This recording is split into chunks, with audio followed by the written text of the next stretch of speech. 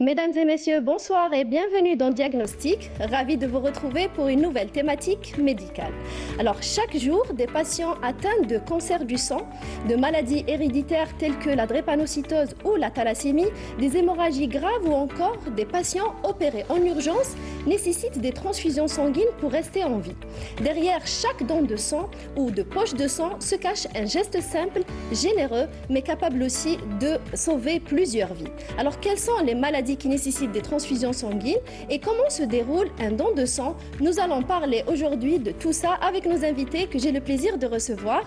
Professeur Mendy Khalida, vous êtes professeur en hémobiologie et transfusion sanguine et chef de service au CTS Bab El Oued. Bonsoir et bienvenue.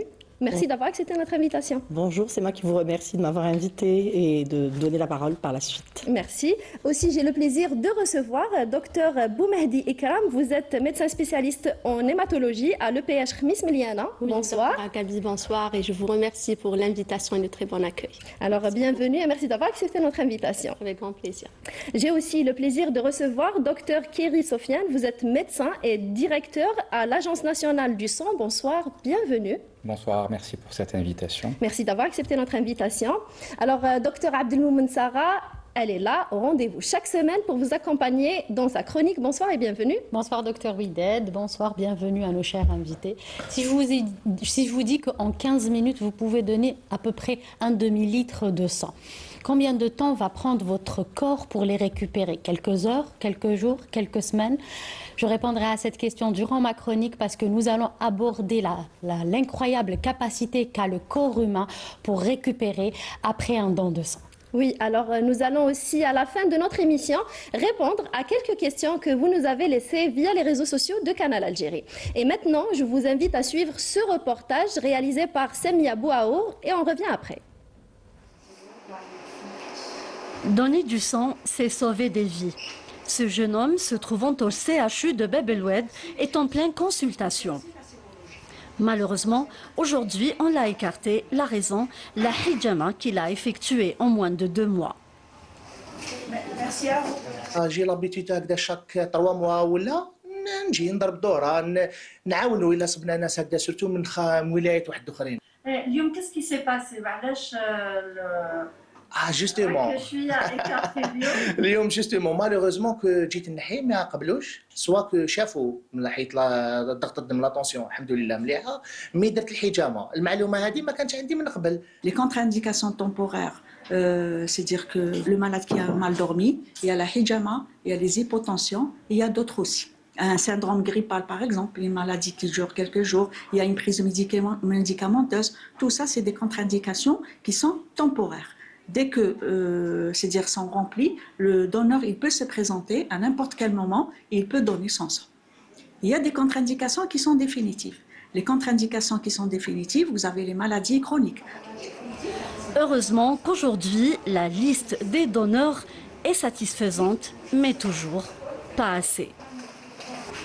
Cette jeune fille de 21 ans s'est portée volontaire pour aider sa cousine atteinte d'un cancer de sang. Elle est prise en charge avant, pendant et même après le don. J'ai déjà fait cette expérience, cela fait 4 mois pour aider les malades. On m'a très bien reçu ici, le médecin m'a donné des conseils par rapport à l'hydratation, pas de sport qu'après 48 heures, pas d'exposition au soleil, ni douche chaude. Le sang, ce fluide vital, représente une chance de survie pour beaucoup de malades, notamment pendant l'été. Une période particulièrement sensible pour les réserves de sang entre les départs en vacances et la baisse de fréquentation des collectes. Les besoins restent pourtant constants. Parmi ces maladies qui sont liées au sang, vous avez les leucémies. Aussi, on traite même les anémies. Il faut chercher la cause de l'anémie, qu'est-ce que c'est? Peut-être il y a une cause hématologique derrière cette. Il y a les cancers aussi.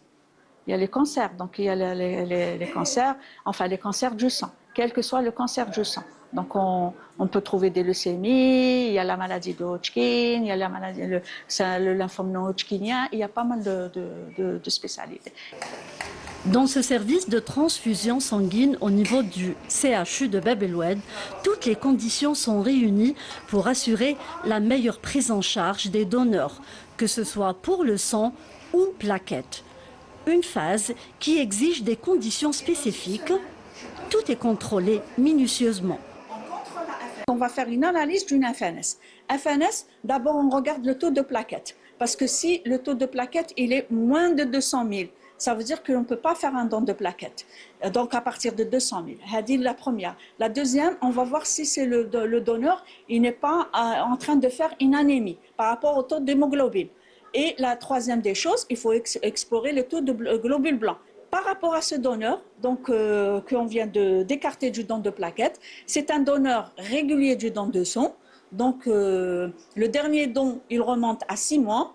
Donc en faisant un interrogatoire clinique, donc il s'est avéré qu'il avait fait un syndrome grippal, ça fait 1 semaine. Un don peut sauver plusieurs vies et peut avoir même des effets bénéfiques pour votre santé. C'était un reportage signé Samia Bouarour sur le don de sang, donc ce geste silencieux mais qui est quand même de solidarité silencieux mais qui a un impact on va dire immense parce que ça sauve des vies et puis nous allons aujourd'hui comprendre comment chacun à son échelle peut devenir un maillon essentiel dans cette chaîne de vie et participer à sauver des patients qui sont dans le besoin de don de sang justement. Alors nous allons commencer déjà avec vous docteur Boumehdi par déjà comprendre qu'est-ce que le sang et quels sont ses principaux composants. D'accord, docteur Agabi. Déjà, je vous remercie encore une fois pour l'invitation et de mettre en lumière ce sujet qui est très intéressant. Et pour faire tout simple, le sang est un liquide vital qui circule en continu dans notre organisme pour alimenter donc tous nos organes, donc de la tête aux pieds. Et sans lui, les cellules ne peuvent pas vivre. Oui. Et il est composé essentiellement donc de 2 phases. Une phase liquide qui est le plasma, qui est fait essentiellement d'eau à 90%, avec des protéines, des hormones, des électrolytes, etc. Oui. Et d'une autre phase qui est une phase solide, qui sont donc les cellules figurées du sang. Donc c'est les cellules sanguines. Ces cellules, elles naissent au niveau de la moelle osseuse et chaque cellule a sa propre fonction. Oui. On a les globules rouges, elles assurent la fonction principale du transport de l'oxygène des poumons vers tous les tissus. On a des globules blancs. Donc, c'est les cellules immunitaires. Donc, elles assurent comme rôle principal de nous défendre contre les différentes infections. Oui. Et on a les plaquettes sanguines qui ont pour rôle principal de stopper les hémorragies et de faire donc l'hémostase. Voilà. Tout à fait. Donc, c'est un liquide rouge, mais qui a plusieurs fonctions. Très, on va dire, indispensables pour la vie. Exactement. Voilà. Donc, rien ne peut le remplacer. Rien ne peut le remplacer. Tout à fait. Donc, justement, ce sang, quand il est malade, rien ne peut le traiter à part un don de sang. C'est pour ça qu'aujourd'hui, on a dédié cette émission pour parler principalement des maladies qui nécessitent des transfusions, mais aussi ce don de sang, surtout par rapport à comment il se déroule et quelles sont les contre-indications. Donc, on arrive par la suite, on va parler de tout ça. Alors, professeur Mendy, par rapport justement à ce don de sang, comment il se déroule concrètement depuis l'accueil du donneur jusqu'à la fin du prélèvement? Tout d'abord, je tenais à vous remercier de cette invitation. D'autant plus qu'on vient de célébrer la journée mondiale du don de sang, donc le 14 juin, et cette journée, c'est la date anniversaire, je tiens à le dire, d'un célèbre médecin biologiste autrichien, Karl Landensteiner, qui a découvert les différents groupes sanguins, le groupe A, le groupe B, le groupe AB, le groupe O. Et c'est grâce à lui que maintenant les transfusions ont commencé à se faire en toute sécurité, parce qu'avant on transfusait sans connaître les groupes sanguins. Donc d'ailleurs il a eu le prix Nobel. Donc c'est une petite parenthèse, un petit rappel pour ce 14 juin, pourquoi on a choisi cette date. Tout à fait. Maintenant, comment se déroule le don de sang? Donc le don de sang, donc les gens qui viennent se présenter au niveau du centre de transfusion. Oui. Donc, il y a 2 catégories de personnes. Soit ce sont des personnes, des donneurs réguliers, comme on l'a vu dans le reportage, qui viennent donner volontairement, c'est-à-dire qu'ils n'ont pas un membre de leur famille ou une connaissance à qui ils doivent donner du sang. Malheureusement, cette partie de la population est très infime. Elle correspond pas à la plupart des donneurs de sang, puisque la plupart des donneurs de sang, ce sont des donneurs familiaux qui viennent donner pour un membre de la famille ou des amis qui sont malades. Donc, le donneur de sang se présente au niveau de centre de transfusion sanguine avec beaucoup d'appréhension, surtout si le premier don. Oui, justement. Donc, il y a à l'accueil toujours une personne, un agent qui l'accueille, qui lui explique. Donc, il faudrait tout d'abord, il y a ce qu'on appelle une fiche médicale, ce qu'on appelle une fiche d'auto-exclusion qu'on lui donne, c'est-à-dire avant même de faire l'entretien médical, il sait est-ce qu'il peut donner du sang ou pas. Oui. Donc il faudrait avoir un âge entre 18 et 65 ans. Il faudrait avoir aussi un âge donc 18 à 65. Il faudrait peser plus de 50 kilos. Oui. Et puis il y a certaines contre-indications, par exemple prise médicamenteuse, une chirurgie, la femme enceinte par exemple qui ne peut pas donner du sang jusqu'à 6 mois après la naissance. Donc, tout ça expliqué sur la fiche. Donc, déjà, à ce stade-là, il sait est-ce qu'il peut donner ou pas le sang. Oui. S'il trouve qu'il pourrait donner le sang, tant qu'il est accueilli, on lui explique comment ça se passe. Il passe à la salle d'attente pour passer chez le médecin. Cette salle d'attente, donc, il attend d'une part son tour, il attend aussi qu'il y ait stabilisation de la tension artérielle, puisque la prise de tension, elle est obligatoire lors de la consultation. Exactement. Donc, au moins, il faut une attente au moins de 10 à 15 minutes. Donc, il y a beaucoup de donneurs qui s'inquiètent aussi. Il faudrait leur réexpliquer que cette attente est obligatoire parce qu'il y a des gens qui arrivent qui veulent passer tout de suite. Non. Il faudrait attendre pour qu'ils se reposent, qu'ils se stabilisent, qu'ils puissent passer à l'entretien médical. Pour diminuer un petit peu le stress. Le stress aussi, bien qu'il soit bien présent. Donc, la salle d'attente doit être bien climatisée. Il faudrait qu'il soit bien accueilli ici aussi, qu'on lui explique bien les choses et qu'on le mette surtout en confiance. Ensuite, il passe chez le médecin du dent, comme on l'a vu tout à l'heure. Donc, il y a 2 phases. Donc, dans l'entretien médical, vous avez l'interrogatoire. Donc, il faudrait poser plusieurs questions. Donc, pour voir s'il est en pleine forme, s'il n'y a pas de contre-indication, est-ce qu'il y a eu, comment il se porte, l'état de santé, est-ce qu'il a fait des voyages ou pas, est-ce qu'il a eu des maladies ou pas. Donc, ça, pour le médecin, pour voir s'il y a une contre-indication temporaire ou définitif, comme l'a bien expliqué lors du reportage. Oui. Et bien sûr, une prise de tension artérielle. Il faudrait avoir une tension, bien sûr, qui soit correcte. Et bien sûr, par moment, faire une consultation s'il s'agit d'un don de plaquettes. S'il s'agit d'un don de sang total, la consultation va se résumer à une prise de tension. Il y a un interrogatoire minutieux pour chercher les contre-indications. Éventuellement faire une Comme FNS. sur le reportage, Exactement. Si le médecin voit une pâleur cutanéo-muqueuse, il suspecte une anémie. Donc, il faudrait faire un taux d'hémoglobine, une FNS. Sur place, qui se fait parfaitement sur place. Donc, le donneur va passer chez une infirmière qui va le prélever. Elle fait elle prélève sur un tube, on passe, ça prend 5 minutes pour l'examen. Donc, on a le résultat tout de suite et on voit est-ce qu'il a une anémie ou pas. Donc, s'il n'a pas d'anémie, donc, il peut donner son sang. S'il s'agit d'un don de plaquettes, comme on l'a expliqué aussi, c'est plus rigoureux. Dans ce cas-là, la FNS, elle est obligatoire. Donc, obligatoirement, il faut avoir un taux de plaquettes supérieur à 200 gigas par litre et un taux d'hémoglobine correct. Oui. Donc, si le patient est exclu du don pour une raison transitoire, donc on lui explique et on lui dit de revenir plus tard. Par exemple, quelques raisons donc d'une contre-indication temporaire. Vous avez par exemple une extraction dentaire, c'est une semaine. Si c'est un abcès dentaire, c'est 2 semaines après arrêt de l'antibiotique, par exemple. Une grossesse, donc après accouchement, c'est 6 mois après accouchement ou 9 mois si c'est des jumeaux. Une intervention chirurgicale, tout dépend. Donc, ça peut aller de 4 mois, 6 mois, même jusqu'à 1 année. La tuberculose, c'est 2 ans après. Vous avez aussi le hijama, c'est 4 mois, comme on l'a vu tout à l'heure dans le reportage. Donc, tout dépend.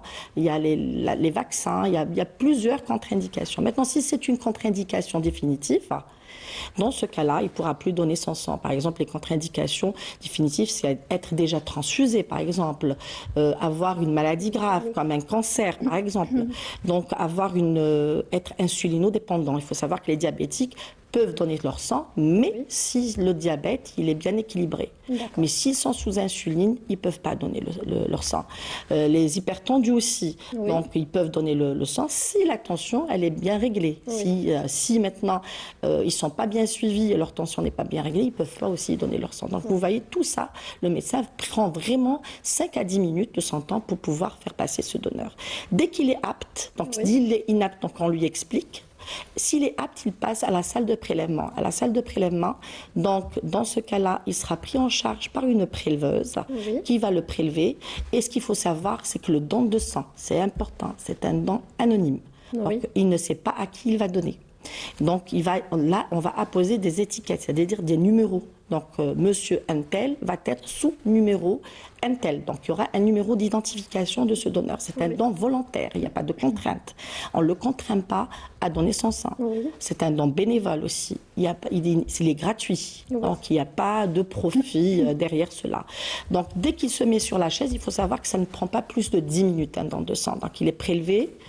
Il est sur la chaise, il est prélevé, ça ne prend pas plus de 10 minutes, ça passe très très vite. Donc on prélève environ 450 ml, qu'il va récupérer rapidement dans les 10 jours qui suivent le don de sang. Et par la suite, on enlève la poche de sang dès que c'est 450 ml, on le prélève aussi 2 tubes de prélèvement pour faire ce qu'on appelle la qualification biologique de don de sang, c'est-à-dire le groupage sanguin et rechercher, dépister les pathologies, les maladies qui sont réglementaires, c'est le HIV, l'hépatite C, B et la syphilis. Dès qu'il termine son don, donc, il passe à la salle de collation. Donc la salle de collation, c'est une salle de repos qui, d'une part, il va se réhydrater, il va prendre de l'eau, des jus, il va prendre du sucre, il va prendre de l'eau, il va se réhydrater. Et d'autre part, c'est un moyen de le surveiller pour qu'il ne fasse pas de malaise. Donc c'est un moyen de le surveiller. Il reste au moins 10 minutes. Et on lui explique, même s'il part chez lui, même qu'il sort du CTS, s'il a le moindre problème par la suite, par exemple un simple malaise, il faudrait qu'il revienne au niveau du CTS pour qu'il soit pris en charge. Tout à fait. Donc vraiment, c'est un geste médical simple, mais il est bien encadré, sécurisé. Donc il y a tout un circuit bien codifié. Donc le malade, vraiment, il va être pris en charge sur tous les plans. Effectivement, si on suspecte, même si au moment de l'interrogatoire, si le médecin suspecte une pathologie, il sera tout de suite pris en charge.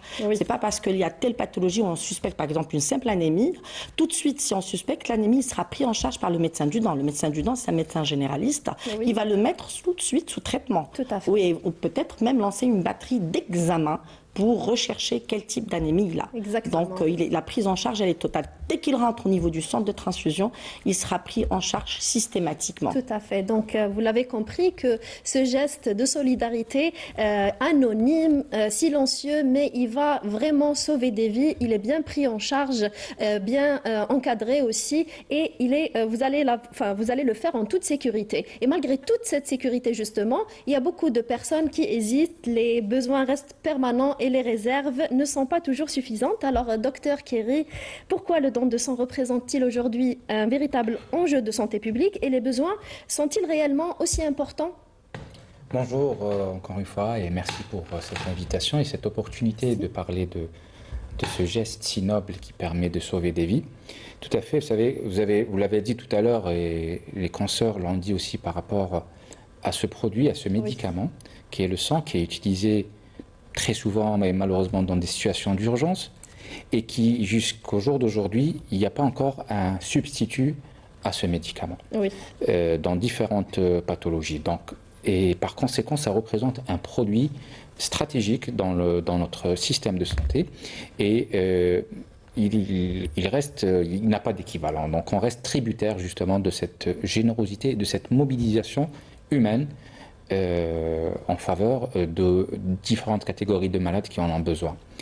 La réponse par rapport à la disponibilité du sang, c'est que ça diffère d'une période à une autre. Vous avez des périodes, par exemple là nous sommes la veille ou au début de la saison estivale, et c'est une saison qui, comme vous l'avez dit aussi, il y a une baisse de la fréquentation des donneurs de sang, il y a une baisse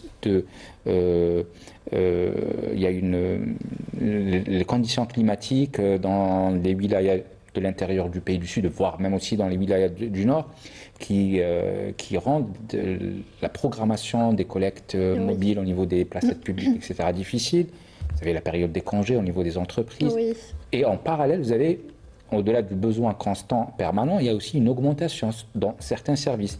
C'est une période estivale, qui dit période estivale implique un trafic routier important. Trafic routier, donc accident de voie publique, et ça atterrit aux urgences avec parfois des hémorragies graves. Tout à fait besoin en sang. Oui. Vous avez aussi en service de gynéco-obstétrique où il y a des pics de naissance qui sont enregistrés durant la saison estivale et donc aussi hémorragie de délivrance qui peut impliquer, voire d'autres pathologies qui peuvent impliquer la consommation du sang. Face à ces périodes, bien sûr, nous adaptons des stratégies pour faire face à ce besoin. Alhamdoulilah, majoritairement, donc le sang est disponible. Parfois, par contre, si on veut détailler cette question, c'est qu'il y a d'autres paramètres qui entrent en jeu. C'est-à-dire, est-ce qu'on est disponible en quantité suffisante, en temps, c'est-à-dire on demande du sang à l'instant T, est-ce qu'on l'a à T0 ou à 1 heure, 2 heures après. Parfois, le CTS dispose de différents types de groupages, mais comme on l'a dit tout à l'heure en off, il y a les résus négatifs et qui peuvent poser problème. Donc j'ai du sang, mais j'ai pas le groupage ou les résus que le service a demandé. Donc c'est un ensemble de paramètres qui sont pris en considération afin de garantir cette disponibilité permanente. Tout à fait. Donc, malgré justement les donneurs qui sont à chaque fois, qui se présentent à chaque fois au CTS, il y a toujours ce manque parce qu'il y a plusieurs raisons que vous venez justement de les citer. Et Dr Abdelmoumen, justement, la question qui se pose, pourquoi manque-t-on souvent de sang alors qu'il y a autant de monde? C'est-à-dire qu'on peut tous donner du sang, mais il y a toujours ce manque. À première vue, on se dit avec des milliers de personnes, les banques de sang devraient être toujours sans problème, il n'y a pas de manque. Mais pour résumer ça, il faut se dire que ce n'est pas tout le monde qui peut donner, mais surtout, ce n'est pas tout le monde qui donne. Voilà. Il y a une partie de la population qui n'est pas éligible aux dons de sang. On l'a dit durant le reportage, professeur l'a répété, on va se répéter, mais pour fixer cette idée, il y a des contre-indications définitives et temporaires. Et les temporaires, il faut les signaler parce qu'après ça, ils pourront donner. D'accord ? Il ne faut pas oublier, quand on dit temporaire, c'est que cette personne pourra donner. On essaye une fois, on lui dit non, généralement, ils ne reprennent pas. Donc, temporaire, ça veut dire qu'après, vous pouvez redonner. Donc, on a les anémies, les maladies chroniques, quelques traitements, mais c'est le médecin qui va décider. Hein. Donc une femme enceinte, selon, comme a dit professeur, grossesse gémellaire ou grossesse normale, la durée diffère. Donc c'est une partie où ils sont éligibles pendant un moment, peut-être qu'ils pourront redonner. Quand c'est définitif, c'est OK, ils ne peuvent pas donner. Mais pour les personnes, la population qui sont éligibles aux dons, pour faire le pas, c'est pas facile. Généralement, ils ont peur des aiguilles, de la douleur, la crainte de s'affaiblir, mais beaucoup plus le manque d'informations. Et c'est pour ça qu'on est réunis là, pour leur expliquer tout ça. Mais sans oublier, comme il a abordé mon confrère, c'est qu'il faut savoir que le besoin en sang est constant et quotidien. Il ne faut pas s'imaginer juste les accidents et les catastrophes où on a besoin de sang. Le sang, on en a besoin quotidiennement durant les actes médicaux, chirurgie, accouchement avec risque hémorragique, les hémorragies, les cancéreux sous chimiothérapie et aussi les maladies chroniques du sang, drépano, thalassémie, ils en ont besoin au quotidien, d'accord ? L'autre défi, c'est que ce sang a une durée de vie.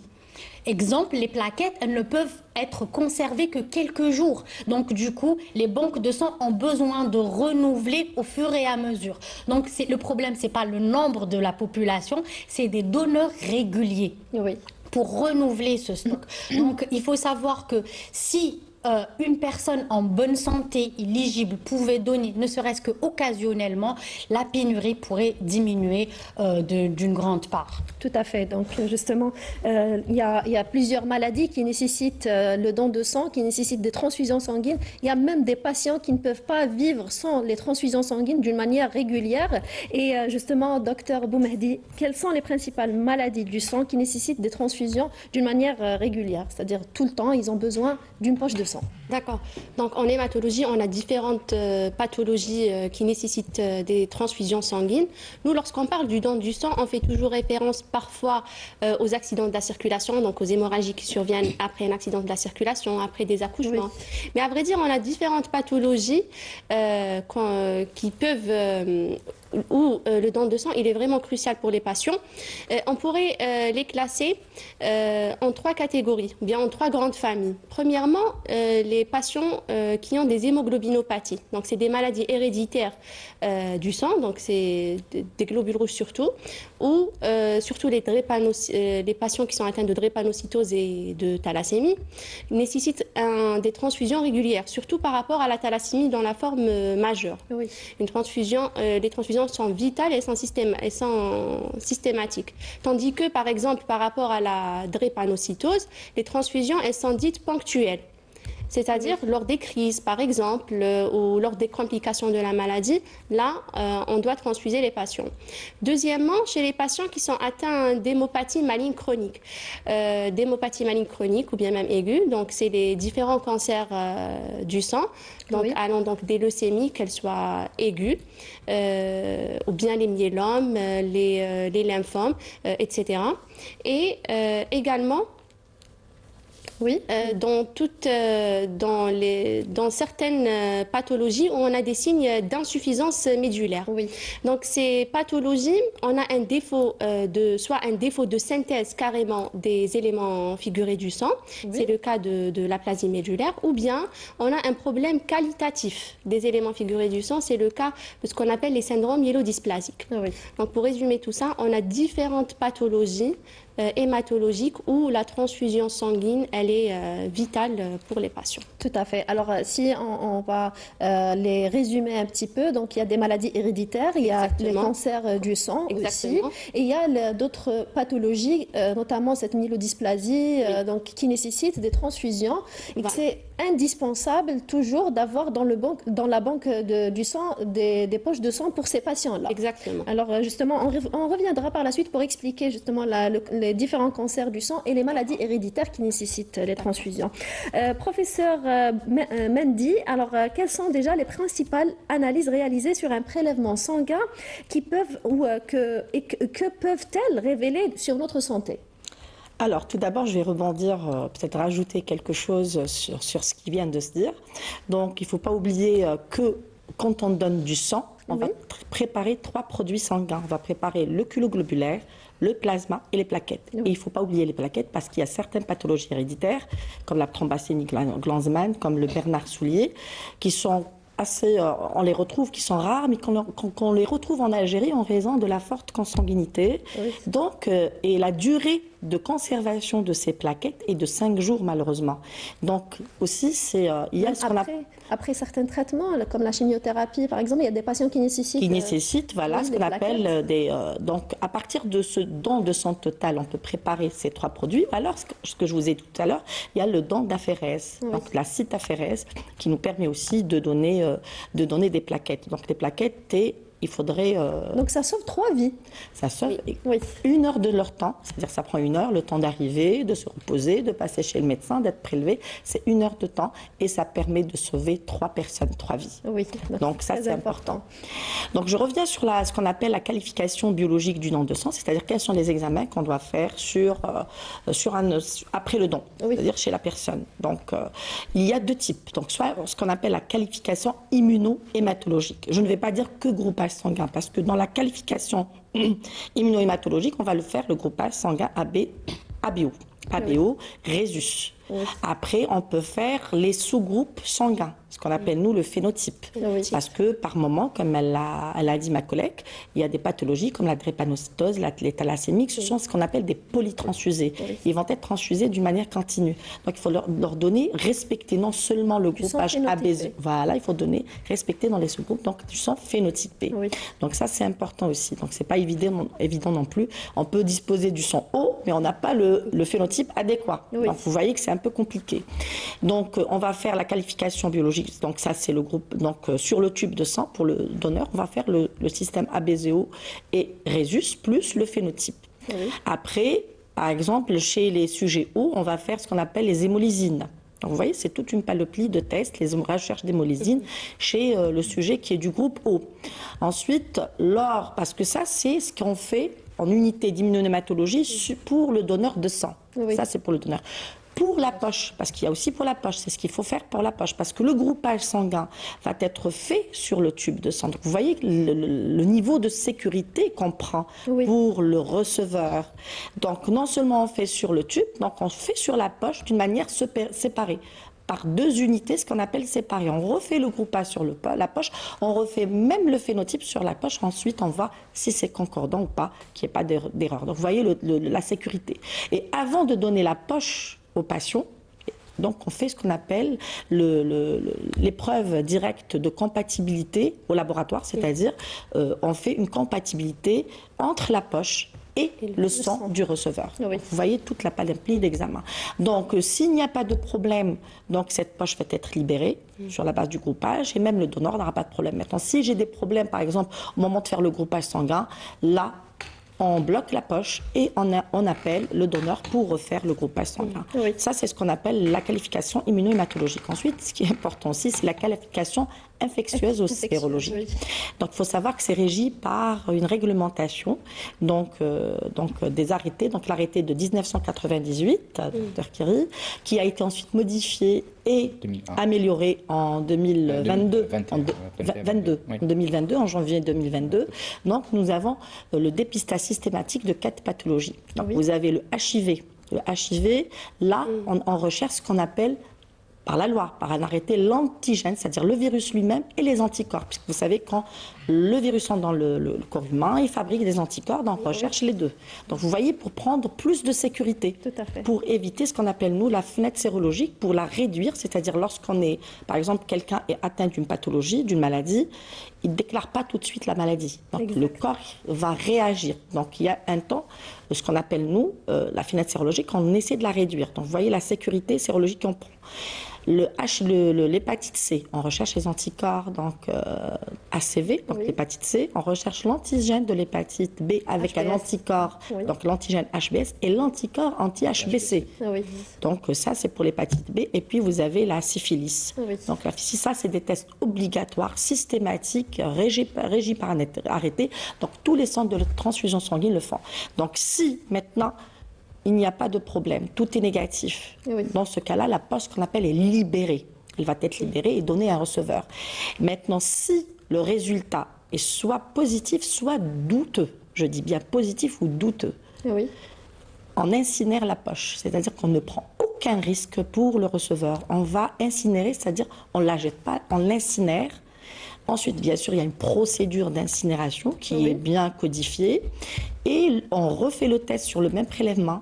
S'il revient négatif, douteux ou positif, on reconvoque le patient parce que je vous ai dit tout à l'heure que le donneur de sang, dès qu'il rentre au niveau d'un centre de transfusion, Il est pris en charge. Et là, on a l'obligation de le reprélever, de refaire le test, d'envoyer le prélèvement à l'IPA, l'Institut Pasteur d'Algérie, pour le test de confirmation.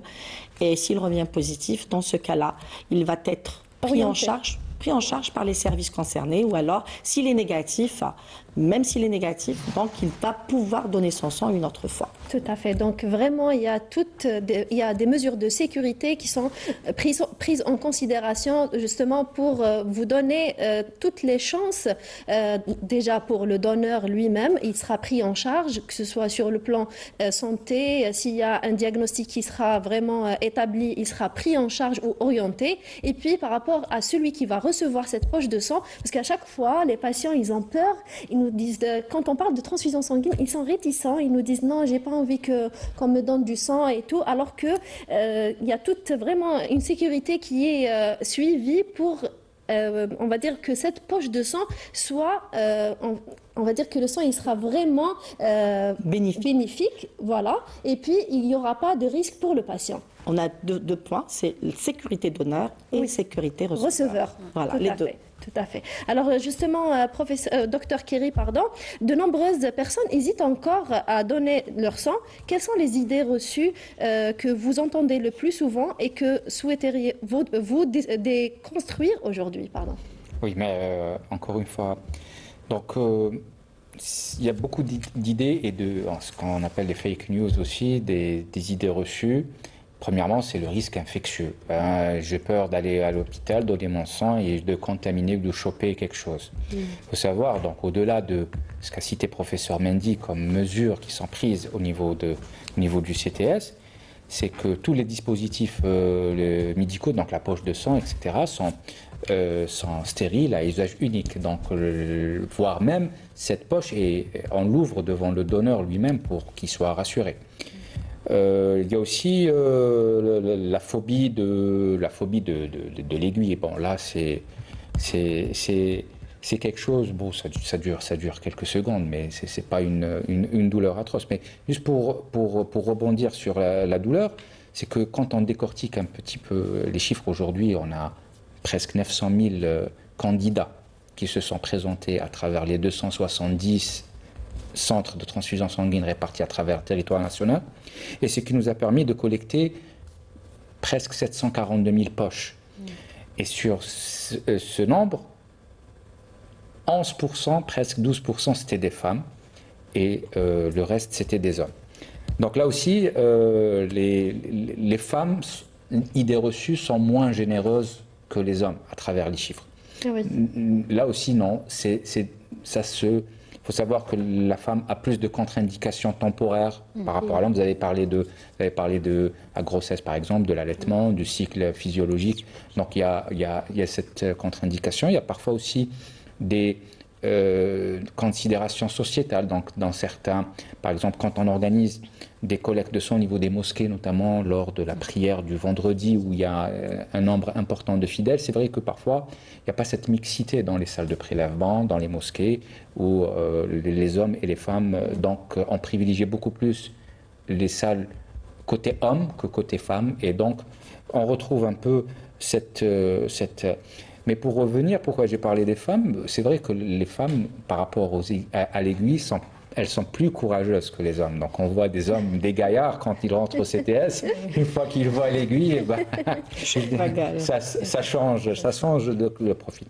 Une autre idée reçue qui fait parfois, l'information est mal communiquée, c'est qu'il vous dit je ne donne pas mon sang parce que vous allez le vendre. Oui. Le professeur Mendy tout à l'heure a parlé de l'éthique du don de sang. En Algérie, il n'y a pas de profit, il n'y a aucune activité commerciale à travers le don de sang. Le sang est gratuit. Oui. Par contre, le prélèvement de sang en Algérie se fait exclusivement au niveau du secteur public, c'est-à-dire uniquement les hôpitaux ont le droit de prélever le sang. Mais les consommateurs peuvent être le secteur privé. Les cliniques privées ont une activité chirurgicale, une activité obstétricale, donc elles sont consommatrices de sang. Et de ce fait, il y a une convention qui se fait réglementer, qui se fait entre l'hôpital et la clinique privée. Oui. Et dans cette convention, il y a les tarifs de cession, donc tous les intrants qui ont contribué à la production, parce qu'en réalité, le CTS, c'est une usine de production. Vous voyez le nombre de processus et des étapes, donc c'est une usine qui va produire du sang. Et il y a dans ce processus l'utilisation de différents réactifs, le dispositif médical en lui-même. Donc ces intrants vont être remboursés par la clinique ou le secteur privé vers l'hôpital.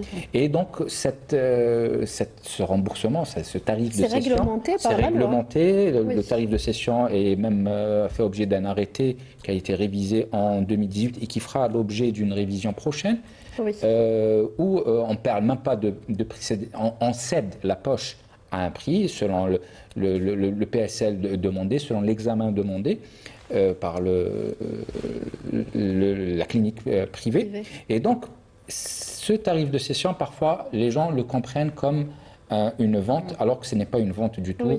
On ne peut pas estimer, le donneur va nous donner un prix, du sang. Est-ce que chacun de nous peut estimer le coût du litre de son sang?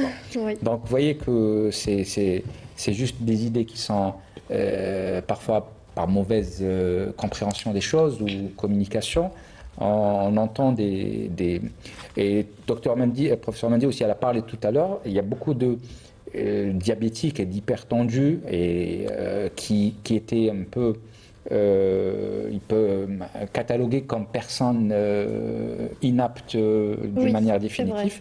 La révision justement de dernières recommandations nationales faites par l'ANS avec les experts nationaux dont le professeur Mendy fait partie, a révisé toutes ces différentes pathologies et aujourd'hui le diabétique peut donner son sang, à condition qu'il ne soit pas sous insuline et bien équilibré. Voilà, donc c'était quelques idées reçues qui ont été corrigées par vous, docteur Kiri. Vous savez que justement, docteur Kiri l'a bien expliqué que tout est pris en considération, même justement ce don de sang par rapport au secteur, entre le secteur privé et le secteur public est bien codifié, bien réglementé par la loi. Alors justement, professeur Mendy, comment s'assure que le sang transfusé est parfaitement compatible avec celui du receveur? Alors, j'en ai parlé tout à l'heure, donc je reviens à la qualification du don de sang. Et c'est ça qui permet de dire, voilà, s'il est compatible ou pas. Donc la compatibilité, donc on va parler de compatibilité à B0. Donc on a dit tout à l'heure que la qualification, il faudrait sérologique qui soit négative, donc il n'y a pas de doute sur la qualification sérologique. Par contre, le groupage sanguin. Donc il faudrait, donc selon la réglementation, déjà pour le receveur, il faudrait qu'il ait fait 2 groupages sanguins à 2 moments différents. Donc il faudrait bien être sûr du groupe sanguin du receveur. Malheureusement, les erreurs ne sont pas écartées, l'erreur humaine est toujours là. C'est pour ça qu'on demande toujours qu'il y ait 2 groupes sanguins. Donc, dès qu'on confirme le groupage sanguin du receveur, nous, à notre niveau, on a toujours la confirmation du groupage. Je vous ai dit tout à l'heure qu'on faisait le groupage aussi bien sur le tube et au niveau de notre structure, par exemple, on est passé à l'automatisation, c'est-à-dire que le groupage se fait en partie en manuel et en partie en automatisation, ce qui élimine beaucoup les erreurs humaines aussi et les erreurs de lecture. Donc l'automatisation, donc vous avez déjà le groupage sur le tube et vous avez le groupage sur la poche de sang, ce qui se font d'une manière vraiment indépendante, c'est-à-dire 2 unités différentes faites par des personnes différentes. Donc sur le tube de sang déjà, c'est 2 personnes différentes qui font le groupage, chacune de son côté. Déjà, ensuite elles confrontent les résultats. Ensuite, le groupage sur la poche, et là, il est fait aussi dans une autre unité par d'autres personnes et on confronte par la suite les résultats. Il ne faut pas qu'il y ait ce qu'on appelle des discordances. Par la suite, je vous ai dit, ça on le fait chez nous, avant de donner la poche de sang et surtout quand il s'agit de malades programmés parce que c'est un peu plus compliqué quand il s'agit d'urgence vitale. Donc on fait ce qu'on appelle le DSL, l'épreuve directe de compatibilité au laboratoire, bien que le groupage a été fait. Je vous ai dit tout à l'heure, on fait même la recherche d'hémolysine. Ça, c'est des recherches des anticorps qui sont hémolisants chez les groupes O. Bien que les groupages soient concordants entre donneur et receveur, c'est-à-dire entre la poche et le receveur, on fait cette épreuve directe, c'est-à-dire ce n'est pas l'idée reçue du cross-match, parce que quand on parle du cross-match, c'est une goutte et une goutte de sang de la poche et une goutte de sang du receveur. Pas du tout. Là, on prend les anticorps, les anticorps du receveur, c'est-à-dire le plasma du receveur, qu'on met en contact avec les globules rouges de la poche de sang. Et là, le résultat, par une certaine technique, le résultat doit être négatif. Et là, on dit qu'il est compatible avec le receveur. Tout à fait. Voilà. Donc, on a parlé du don de sang. Parlons un petit peu des maladies qui nécessitent ces transfusions sanguines avec vous, docteur Boumehdi. Donc, les maladies héréditaires, la drépanocytose et la thalassémie, et les cancers du sang. Voilà. Pour mettre le point sur les cancers du sang que j'ai déjà parlé par rapport à la drépano et à la thalassémie, le cancer du sang qui nécessite le plus la transfusion sanguine, c'est les leucémies aiguës.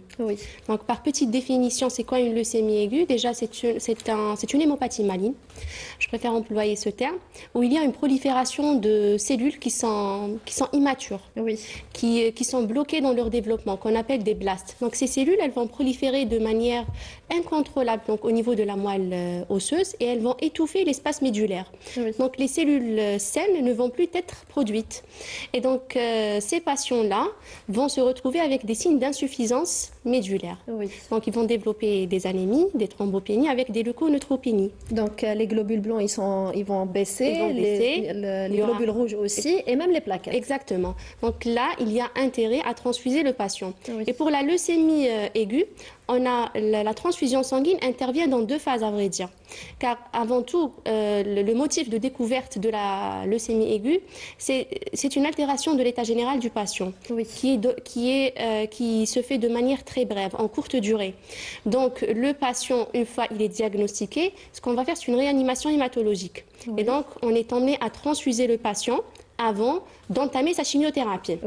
Donc, pour qu'il soit prêt à cette chimiothérapie qui sera lourde par la suite. Donc, on va le réanimer, on va le transfuser. Donc, il va être isolé tout d'abord et il va être transfusé en plaquettes et en sang. Une fois on commence la chimiothérapie, son état, il va, on peut dire, encore se détériorer après la chimiothérapie. Donc là, le réel combat contre la maladie commence, à vrai dire, à cette phase-là. Et c'est là qu'intervient réellement la transfusion, parce que ça va être des transfusions qui sont encore plus rapprochées par rapport aux transfusions faites précédemment.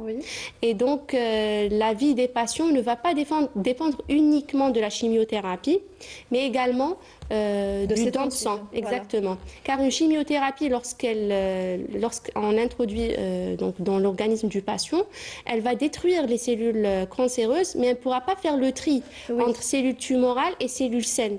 Donc même les cellules saines vont être détruites. Et du coup, il va se retrouver avec anémie, thrombopénie, leuconeutropénie.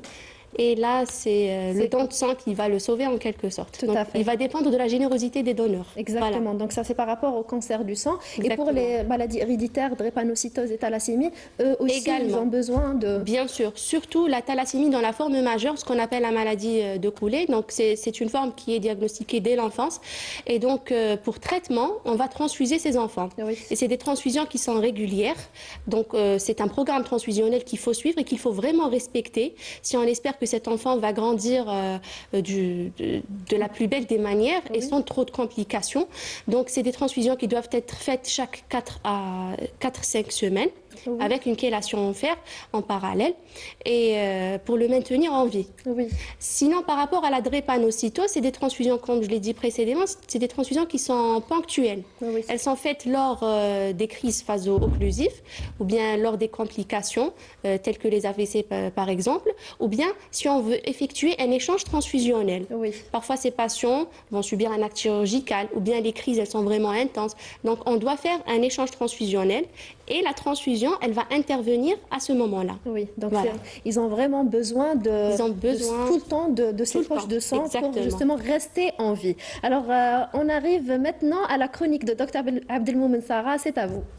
Merci, Dr Yodette. Alors, quand on parle de don de sang, beaucoup de personnes se posent la question, que perd réellement notre corps et comment il fait pour récupérer lors d'un don de sang total, surtout. Alors, on va prélever environ 450 millilitres de sang, ce qui représente 7 à 10% du volume de sang total chez un adulte en bonne santé. Et voilà, donc c'est pas beaucoup en quelque sorte.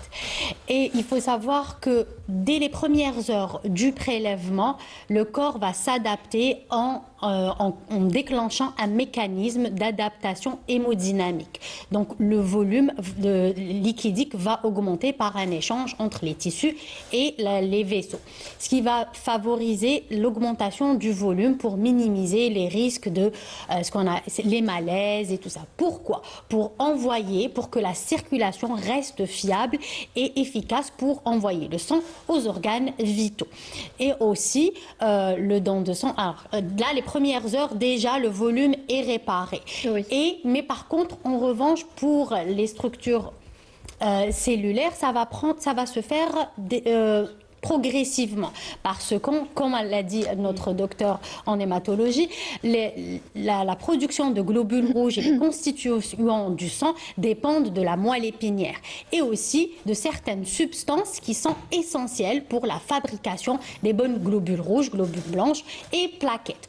Qu'est-ce qu'il faut ? L'alimentation. Donc c'est ça, il faut insister sur ça, une alimentation post-don, parce qu'il faut savoir que les constituants les plus importants, on va parler du fer qui est indispensable à la fabrication de l'hémoglobine et aussi de la vitamine B12, le folate, la vitamine B9 Oui. qui sont indispensables à la maturation de la cellule, sans oublier les protéines qui sont indispensables à la synthèse des tissus. Donc c'est pour ça aussi que chez les personnes qui donnent du sang régulièrement, la réserve martiale, qui veut dire la réserve en fer B12 et B9, est à surveiller régulièrement. Oui. Donc, en partant de ce principe, on a 3 choses à surveiller quand on veut qu'un don de sang soit essentiellement sécurisé. Il faut une bonne hydratation pour que les liquides soient fluctuants et on peut augmenter le volume plasmatique et pour que cette personne minimise les malaises et tout ça et que le sang peut circuler d'une meilleure manière. Et aussi, ce qu'on a dit, l'alimentation pour stimuler l'hématopoïèse. C'est ce qu'avait expliqué notre hématologue, c'est la production des différentes constituants du sang. L'hématopoïèse a besoin d'éléments très riches en fer, une alimentation riche en fer, B12 et B9. Donc ça va être la viande, les œufs, les aliments riches c'est les légumes verts, les légumineuses comme les lentilles et sans oublier ce qui est riche en vitamine C, c'est ce qui va aider l'absorption du fer et sa fixation. Donc une alimentation post-transfusion est très importante. Sans oublier l'hyperstimulation, donc il faudra éviter, on l'avait dit durant le reportage, les bains chauds, donc la chaleur extrême et aussi l'activité physique qui est très intense juste après votre don de sang n'est pas adéquat et aussi la posture debout qui paraît anodine alors que non, il faut un repos. C'est pour ça qu'après le don, il y a tout un parcours, mais même après, en rentrant chez vous, il faut prendre en considération l'alimentation, le repos et l'hydratation.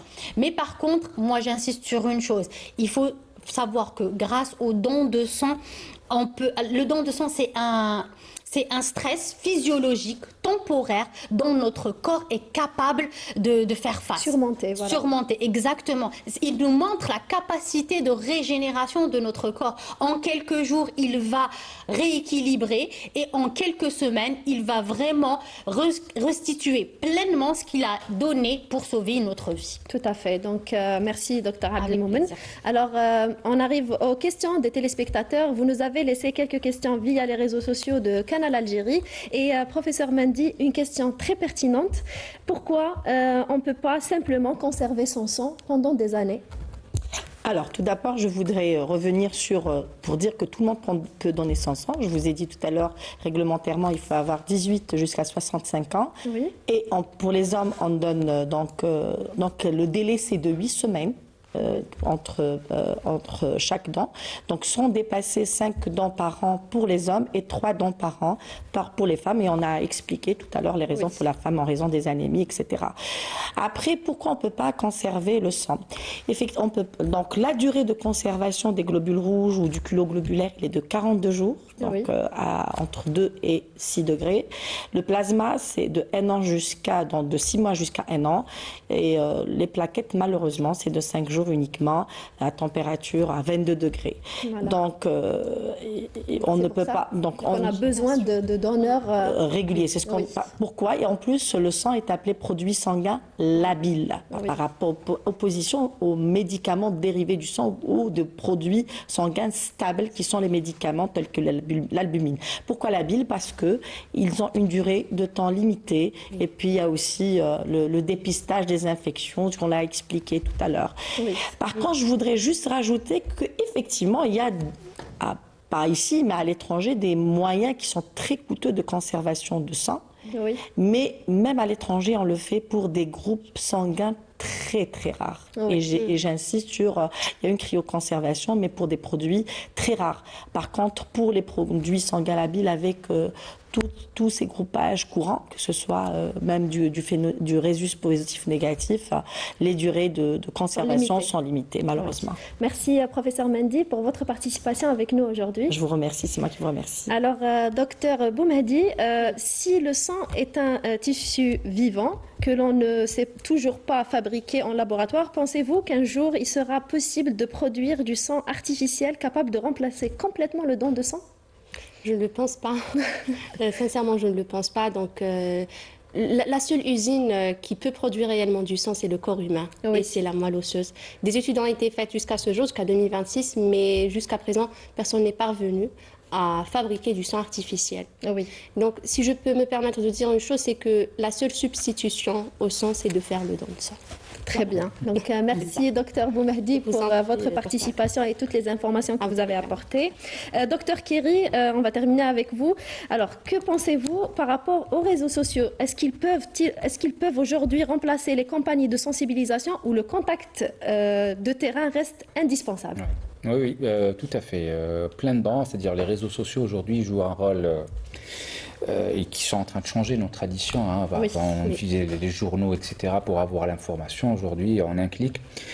D'autant plus que si on décortique encore une fois les chiffres, si on revient aux chiffres, sur les 900 000 et les 700 000 poches qui ont été collectées, la tranche d'âge entre 18 et 45 ans représente le pourcentage le plus élevé des personnes qui ont fait le don de sang. Et entre parenthèses, c'est la génération connectée par rapport aux générations les plus âgés qui sont dans les anciennes, classiques, les méthodes classiques donc oui, et nous le constatons, c'est-à-dire nous avons au niveau de l'agence, avec les différents centres de transfusion, des pages au niveau des réseaux sociaux où l'interaction est rapide, l'information est rapide. Oui.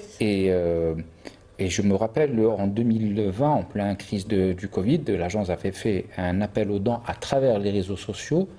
Et la réponse a été instantanée avec un nombre de vues impressionnant et qui a permis de mobiliser beaucoup de personnes et d'associations pour répondre aux besoins des malades. Donc oui, très avec bien. un jeune. Merci, docteur Kéry, pour votre participation avec nous aujourd'hui.